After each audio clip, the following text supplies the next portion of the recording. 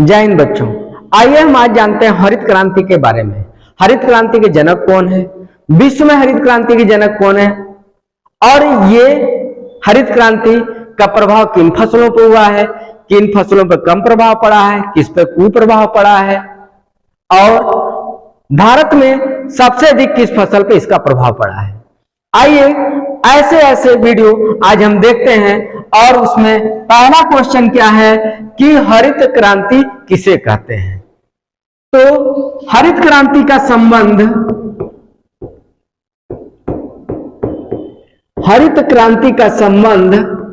खाद्यान्न उत्पादन से है। खाद्यान्न उत्पादन से है। अगर देखा जाए तो खाद्यान्न उत्पादन के साथ साथ हरित क्रांति के जनक अगर कोई है तो अगर विश्व की बात किया जाए, नॉर्मन बोरलॉग है। बोरलॉग है। अगर देश में किया जाए तो यश स्वामीनाथन है।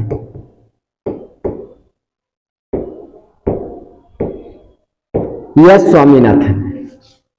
अगर देखा जाए इस जनक के कारण कि विश्व में कृषि पुरस्कार के बारे में देखा जाए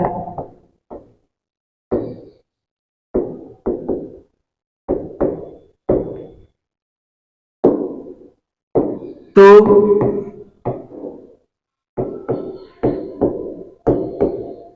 विश्व का सबसे बड़ा पुरस्कार है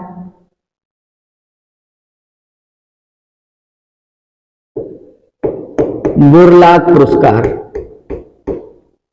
बोरलॉग पुरस्कार। अगर देश में अगर देखा जाए इसे यश स्वामीनाथन पुरस्कार।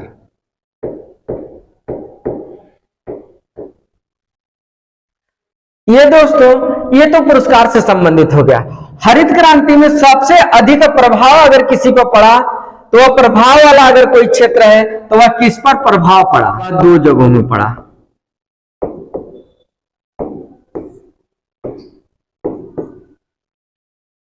एक पे पड़ा किस पर, सफल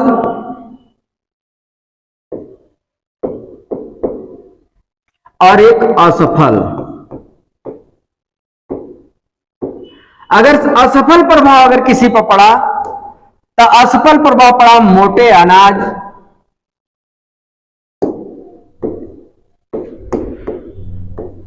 मोटा अनाज और दलहन पर।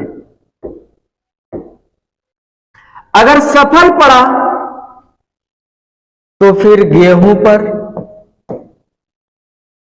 और चावल पर। सर्वाधिक बुरा प्रभाव अगर पड़ा, सर्वाधिक बुरा प्रभाव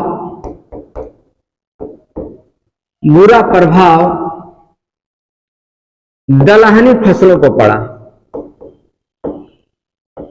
दलहनी फसल पर पड़ा। दोस्तों यह हरित क्रांति उस समय आई जब देश में अकाल था, सूखा था, और वह उस समय कौन सी पंचवर्षीय योजना चल रही थी, वह पंचवर्षीय योजना तृतीय पंचवर्षीय योजना रही।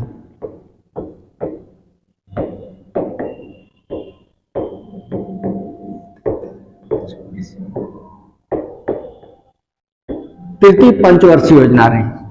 तृतीय पंचवर्षीय योजना के बाद वह पूर्ण रूप से असफल रही। उसी दौरान योजना अवकाश लाया गया था। योजना अवकाश 1966 से लेकर 1969 तक चला था। उसी समय भारत में हरित क्रांति लाई गई थी। अब भारत में जो हरित क्रांति आई थी 1966 और 67 में लाई गई थी। भारत में उस दौरान भारत के जो प्रधानमंत्री थे, जो राजनीतिक व्यवस्था थी और राजनीतिक राजनेताओं की बात की किया जाए तो उसमें जो राजनेता थे, तो उस समय जो प्रधानमंत्री रहे पीएम लाल बहादुर शास्त्री रहे, लाल बहादुर शास्त्री रहे। और राष्ट्रपति की जब बात आएगी तो यस राधा कृष्णन रहे, यस राधा कृष्णन, यस राधा कृष्णन रहे। दोस्तों ये रहे राष्ट्रपति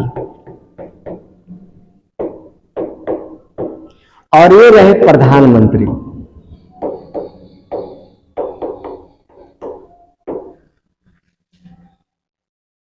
और हरित क्रांति के संबंध में बात किया जाए तो सर्वाधिक अगर प्रभाव अगर रहा तो वह किस फसल पे रहा, तो सबसे अधिक प्रभाव गेहूं पर रहा। दूसरा नंबर से देखा जाए तो ज्यादा परिवर्तन नहीं रहा, लेकिन वो उसका नंबर चावल का रहा। सबसे अधिक असफल रहा तो यह योजना मोटे अनाज और दलहनी पर, और सबसे अधिक अगर किसी पर प्रभाव पड़ा, बुरा प्रभाव पड़ा तो दलहनी फसल पर। यह हरित क्रांति योजना तृतीय पंचवर्षीय योजना के दौरान लाई गई थी। तृतीय पंचवर्षीय योजना जो पूर्ण रूप से असफल रही। बाद में योजना अवकाश लाया गया 1966 से 1969 के बीच में। उसी दौरान 1966 और 67 में हरित क्रांति लाया गया और हरित क्रांति के जो जनक थे नॉर्मन बोरलॉग थे। दोस्तों ये जो हरित क्रांति है, हरित क्रांति का जो उद्देश्य रहा, यह हरित क्रांति का जो उद्देश्य रहा, इसका उद्देश्य क्या? प्रति हेक्टेयर फसल का उत्पादन करना, प्रति हेक्टेयर पर फसल का उत्पादन को बढ़ाना, फसल के उत्पादन को बढ़ाना, प्रति हेक्टेयर फसल को उत्पादन। और हरित क्रांति के जो शब्द थे, हरित क्रांति के शब्द के जो प्रतिपादक थे, बहुत बार परीक्षा में आया हुआ है, जो हरित क्रांति शब्द के जो प्रतिपादक थे उनका नाम था विलियम गॉड था, उनका नाम विलियम गॉड था, विलियम गॉड। प्रतिपादक,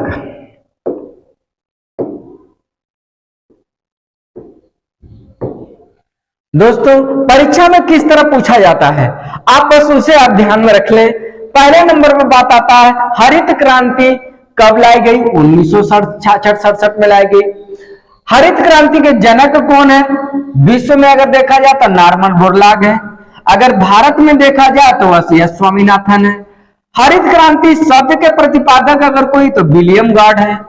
और हरित क्रांति के संबंध में विश्व का सबसे बड़ा अगर पुरस्कार देखा जाए, कृषि का पुरस्कार अगर देखा जाए क्षेत्र में, तो विश्व में सबसे बड़ा अगर पुरस्कार है तो बोरलॉग पुरस्कार है। ठीक उसी प्रकार से अगर भारतवर्ष में देखा जाए तो सबसे बड़ा अगर पुरस्कार है कृषि के क्षेत्र का तो यह स्वामीनाथन पुरस्कार है। और ये जो फसल का जो प्रभाव पड़ा वह प्रभाव किसमें पड़ा? सबसे अधिक सफल रहा तो गेहूं में पड़ा, दूसरे नंबर पर किस पर पड़ा? चावल पड़ा। असफल अगर आया तो मोटे अनाज पर पड़ा और दलहनी पर फसलों पर पड़ा। और सर्वाधिक बुरा प्रभाव अगर पड़ा था तो दलहनी फसल पर पड़ा। यह हरित क्रांति शब्द का मुख्य उद्देश्य क्या था? प्रति हेक्टेयर पर फसल के उत्पादन को बढ़ाना था, उत्पादन को बढ़ाना, प्रति हेक्टेयर उत्पादन को क्या करना था? बढ़ाना, इसका मुख्य उद्देश्य था। यह किस योजना में लाई? तृतीय पंचवर्षीय। उसी दौरान कौन सा यह अवकाश है? योजना अवकाश।